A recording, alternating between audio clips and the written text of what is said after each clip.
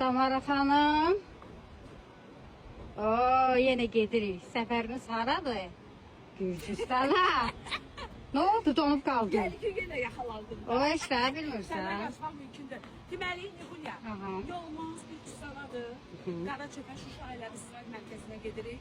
2 gün arda-arda konsertimizi 26 avqust və 27 avqust. Möhtəşəm konsertimizi bilirəm ki, Gürcüstan cəmaatı mən səbirsizliklə gözləyir.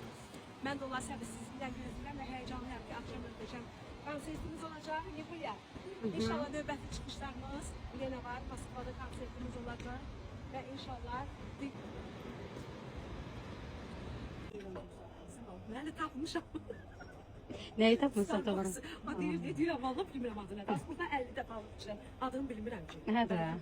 Tam sən ki, mən marka alacağam. Bilirəm, bilirəm. Nə daxtı da onu alıram. Bilirsən. Vərzarı tağ eləyərsən bu videoda.